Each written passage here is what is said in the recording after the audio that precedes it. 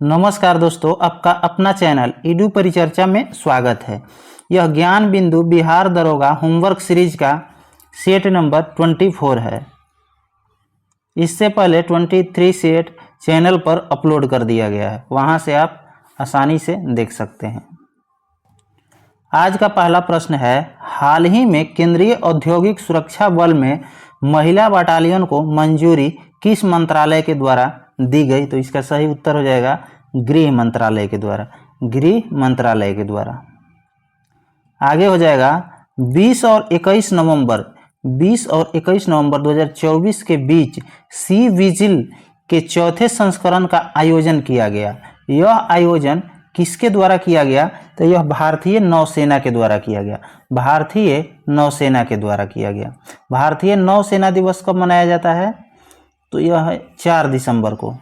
वायुसेना दिवस 8 अक्टूबर और थल सेना दिवस जो मनाया जाता है 15 जनवरी को मनाया जाता है।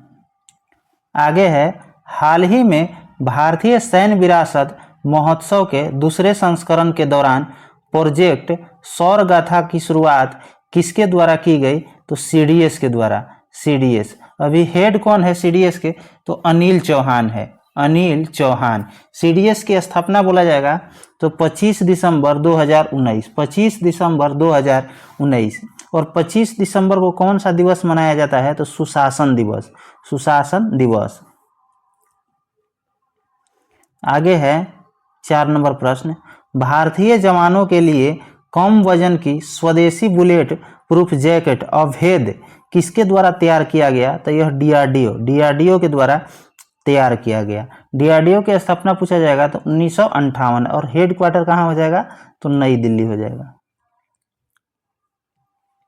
आगे है, हाल ही में डीआरडीओ ने किस कंपनी के साथ मिलकर संयुक्त रूप से विकसित टैंक जोरावर का परीक्षण किया? तो L&T कंपनी के साथ। L&T कंपनी के साथ। और नया जो संसद भवन का निर्माण किया है कौन सा कंपनी ने किया है? तो टाटा ने किया है। आगे है, हाल ही में अग्नि 4 और अग्नि 5 मिसाइल का परीक्षण क्रमशः कहाँ से और किसके द्वारा किया गया? तो यह जो है विशाखापट्टनम में किसके द्वारा? तो डीआरडीओ के द्वारा। डीआरडीओ। और इसके लिए कौन सा मिशन था? तो मिशन दिव्यास्त्र के तहत अग्नि 5 का विकास किया गया।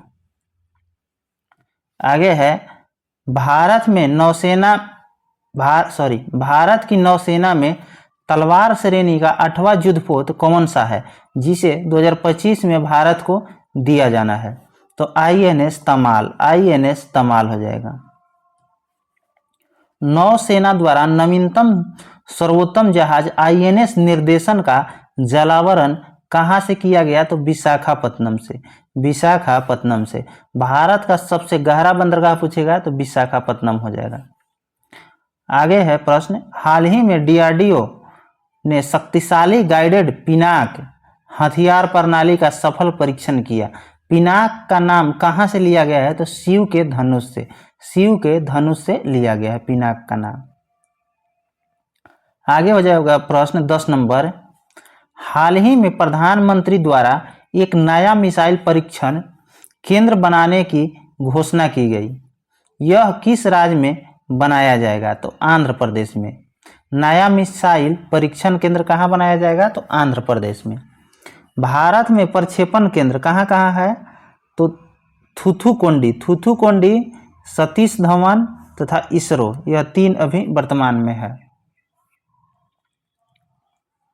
आगे है, अटाकामा मरुस्थल कहाँ अवस्थित है? तो यह उत्तरी चिली में अवस्थित है। उस्पटाला द्वारा किसको किसको जोड़ता है?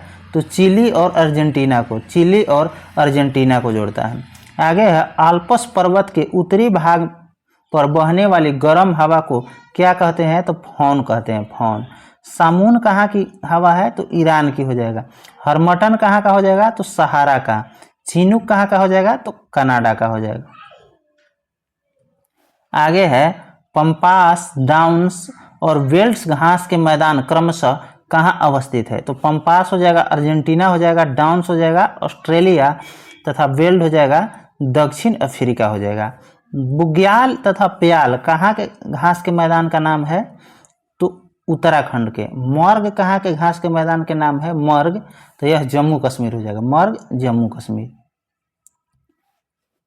देवगिरी का नाम परिवर्तन करके दौलताबाद किसने रखा था? तो एमबीटी, मोहम्मद बिन तुगलक, मोहम्मद बिन तुगलक। सांकेतिक मुद्रा किसने जारी किया था? तो यह भी मोहम्मद बिन तुगलक ने जारी किया था। आगे हो जाएगा प्रश्न, किस सत्याग्रह के दौरान गांधी जी को महात्मा गांधी की उपाधि दी गई और किसके द्वारा दी गई?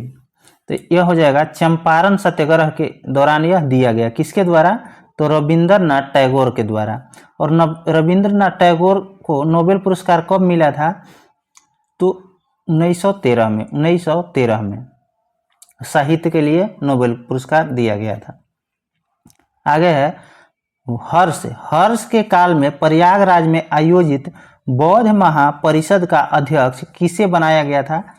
तो यह वेनसांग को बनाया गया था, वेनसांग को। सी यू की पुस्तक के लेखक पूछा जाएगा तो वेनसांग हो जाएगा। आगे है 17 नंबर प्रश्न, मेरे सिर पर लाठी का एक एक प्रहार अंग्रेजी शासन के ताबूत की कील साबित होगा। यह कथन किसका है? तो लाला लाजपत राय, लाला लाजपत राय। यह किसका विरोध किए थे? तो Simon commission. Simon commission Bharat कब आया था? तो 1928 में। आगे है यह भारतीय क्रांतिकारी महिला जिसने भारत छोड़ो के समय क्रांति की आवाज को रेडियो के माध्यम से देश के विभिन्न हिस्सों में फैलाया था, वह कौन थी? तो उषा मेहता, उषा मेहता हो जाएगा। आगे हो जाएगा महाजनपद में कौशल महाजनपद की पहली और दूसरी राजधानी क्रमशः कहाँ थी? तो पहली राजधानी जो थी अयोध्या थी और दूसरी कहाँ हो जाएगा? तो श्रावस्ती। घाघरा का युद्ध कब और किसके बीच हुआ था? तो 1529 में हुआ था, बाबर और अफगान के बीच।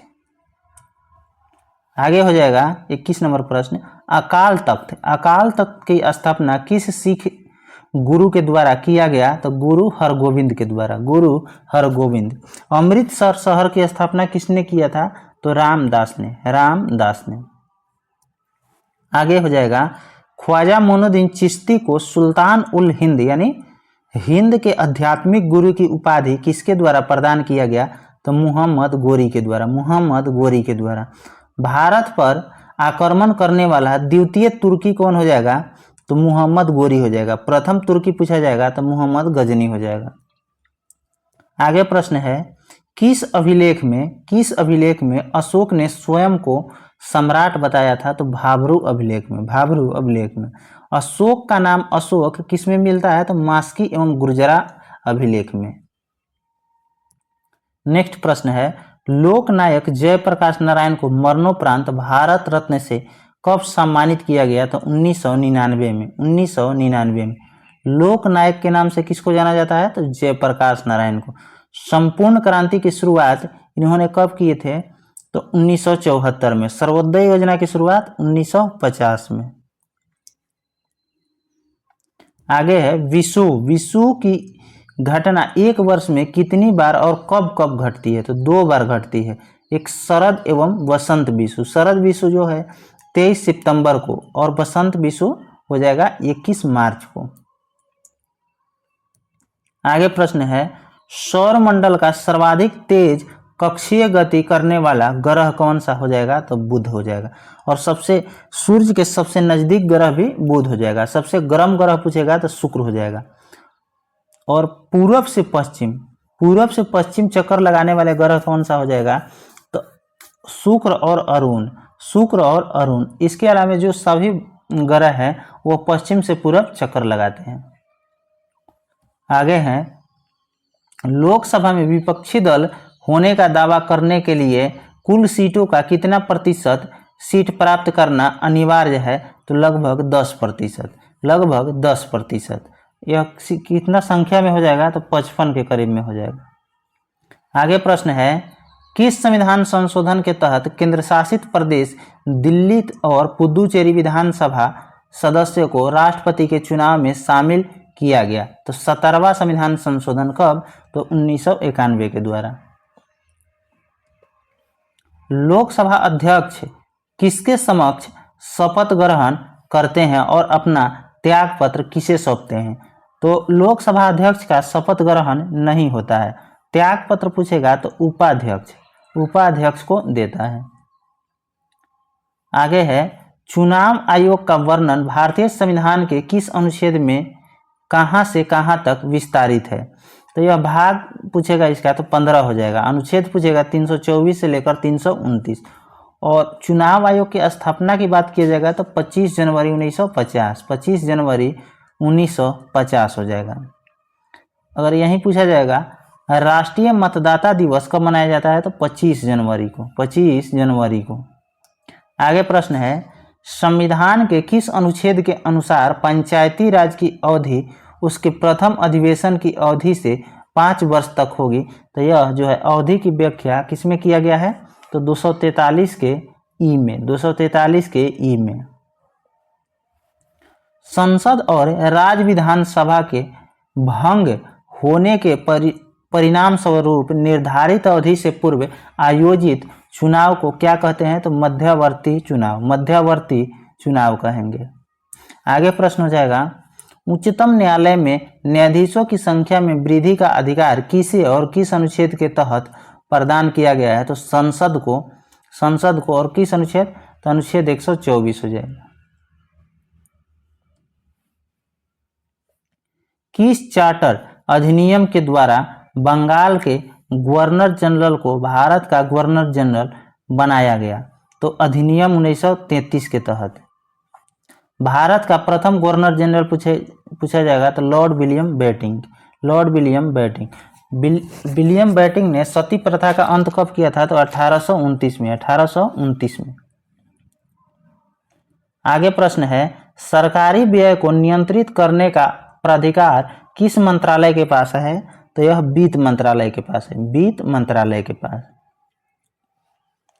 फेफड़े और फुसफुस में कौन सी गुब्बारे जैसी संरचना होती है जहां गैसों का विनिमय होता है? तो एल्वोलाई में। इसको कुपिका भी कहा जाता है। पूछेगा फेफड़ा की सबसे छोटी इकाई, तो एल्वोलाई ही होता है। आगे प्रश्न है, निम्नलिखित में से कौन सी गैस श्वसन प्रक्रिया में प्रयुक्त वायु का घटक है? तो ऑक्सीजन हो जाएगा। शरीर में ऑक्सीजन युक्त वायु होने की प्रक्रिया को क्या कहते हैं? तो वायवीय कहते हैं। आगे प्रश्न है, मानव हृदय के किस कोष्ठक को फेफड़े के प्रचुर मात्रा में ऑक्सीजन युक्त रक्त प्राप्त करता है? तो बायां आलिंद। आगे हो जाएगा, मानव शरीर के उदर गुहा और वक्षीय गुहा को कौन अलग करता है? मानव शरीर के उदर गुहा और वक्षीय गुहा को कौन अलग करता है? तो डायफ्राम। जब रक्त में ऑक्सीजन की सांद्रता की कमी आती है तो श्वास लेने की गति पर क्या प्रभाव पड़ जाता है? तो श्वास लेने की गति जो है बढ़ जाता है। 42 नंबर प्रश्न है, मानव शरीर में ऑक्सीजन का परिवहन सर्वाधिक किस रक्त कणिका के द्वारा होता है? तो आरबीसी।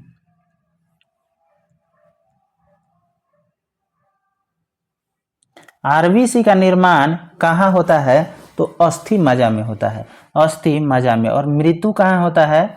तो प्लीहा या स्प्लीन में। आगे प्रश्न है, प्रश्वास के समय फेफड़ों में ली गई वायु में ऑक्सीजन का प्रतिशत मात्रा कितना होता है? तो लगभग 21% होता है। कोशिकाओं में भोजन या ग्लूकोज का ऑक्सीकरण कहाँ होता है? तो माइटोकॉन्ड्रिया में। माइटोकॉन्ड्रिया के खोज किसने किया था? तो अल्टमैन। और कोशिका का पावर हाउस किसको कहा जाता है? तो माइटोकॉन्ड्रिया को ही कहा जाता है। आगे प्रश्न है, पौधे की पत्तियों में ऑक्सीजन व कार्बन डाइऑक्साइड के विनिमय के लिए क्या पाए जाते हैं? तो कार्बन डाइऑक्साइड और जल। मानव रक्त में अधिकांशतः कार्बन डाइऑक्साइड का परिवहन किस रूप में होता है? तो कार्बोहाइड्रेट आयन के रूप में। मनुष्य के फेफड़े का पूर्ण रूप से ऑक्सीजन रहित हो जाने की स्थिति को क्या कहा जाता है? तो हाइपोक्सिया, हाइपोक्सिया कहा जाएगा। आगे है, पौधे की पत्तियों में श्वसन गैस के आदान प्रदान किसके द्वारा होता है? तो स्टोमेटा या रंध्र के द्वारा। पौधे की पत्तियों में श्वसन गैस का आदान प्रदान किसके द्वारा होता है? तो स्टोमेटा हो जाएगा या रंध्र हो जाएगा। आगे है ब्रोंकाई। ब्रोंकाई फेफड़ों में प्रवेश कर अनेक छोटी नलिकाओं में विभक्त हो जाती है, जिसे क्या कहते हैं? तो ब्रोंक्यूल्स, ब्रोंक्यूल्स।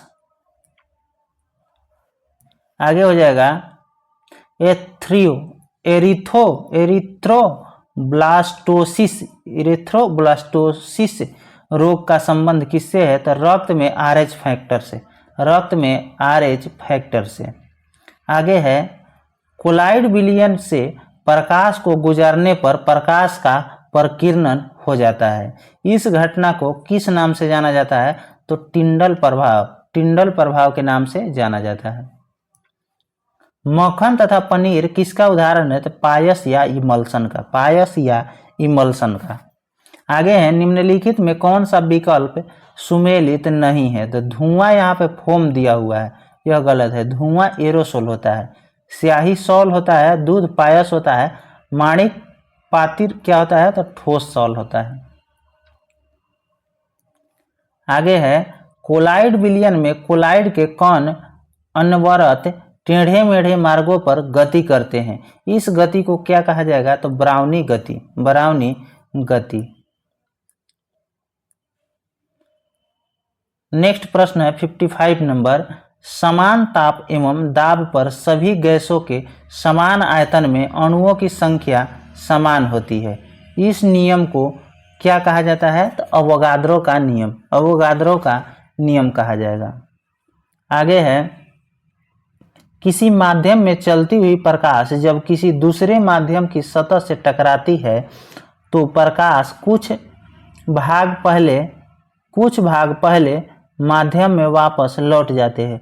प्रकाश की इस परिघटना को क्या कहते हैं? तो प्रकाश का परावर्तन, प्रकाश का परावर्तन। दर्पणों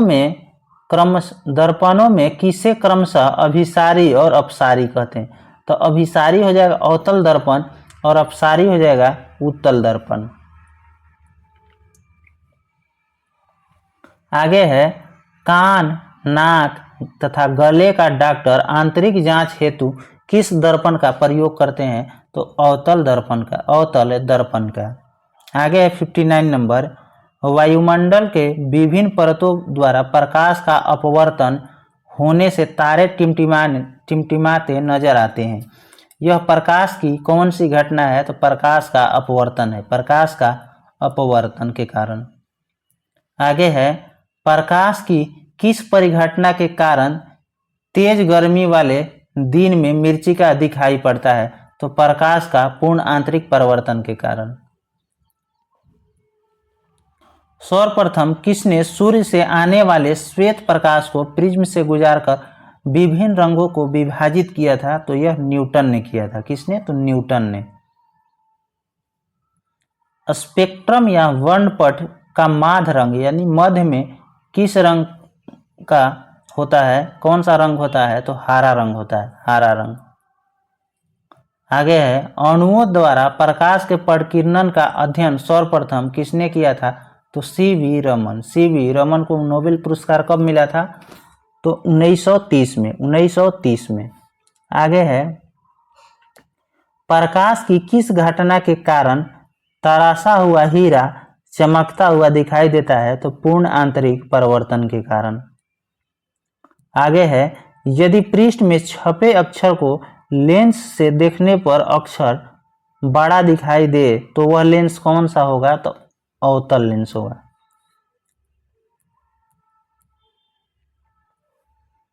आगे हो जाएगा प्रश्न, स्वतंत्र भारत की पहली जाति आधारित जनगणना कब और किस राज्य में शुरू की गई? तो 2011 में त्रिपुरा में। और प्रथम बार पूछेगा तो 1931 में। राष्ट्रीय योजना समिति यानी कांग्रेस योजना का गठन कब और किसके द्वारा किया गया था? 1938 में जवाहरलाल नेहरू की अध्यक्षता में किया गया था। भारत की पहली औद्योगिक नीति कब और किसके द्वारा जारी की गई थी? तो 1948 में श्यामा प्रसाद मुखर्जी के द्वारा। औद्योगिक नीति के किस औद्योगिक नीति के किस मॉडल को भारत का आर्थिक संविधान या राज पूंजीवादी की गीता भी कहा जाता है? तो पीसी महालनोबिस मॉडल को। भारत में वर्तमान आंकड़ों के अनुसार सर्वाधिक एफडीआई कहां से आता है? तो सिंगापुर से आता है। आगे हो जाएगा प्रश्न 71 number. Planned economy for India पुस्तक के लेखक कौन है? तो एम विश्वेश्वरैया हो जाएगा। नेहरू महालनोबिस पर आधारित कौन सी पंचवर्षीय योजना है? तो दूसरी है। कब से कब तक थी? तो 1956 से 61 तक। योजना आयोग को अंतिम योजना कौन सी पंचवर्षीय योजना मानी जाती है? तो 12वीं पंचवर्षीय योजना। समय इसका कब से कब तक था? तो 2012 से 2017 तक। वर्तमान सरकार द्वारा एमएसपी कुल कितनी अनिवार्य फसलों के लिए जारी की जाती है? तो 22 फसल के लिए। नीति आयोग द्वारा भारत की आधारभूत संरचना का लक्ष्य कब तक रखा गया है? तो 2026 तक। अगर आपको इसका पीडीएफ चाहिए तो हमारे टेलीग्राम चैनल ईडू परिचर्चा पर डाल दिया जाता है, जिसका लिंक वीडियो के डिस्क्रिप्शन बॉक्स में डाल दिया जाएगा। वहां से आप ज्वाइन हो सकते हैं। धन्यवाद।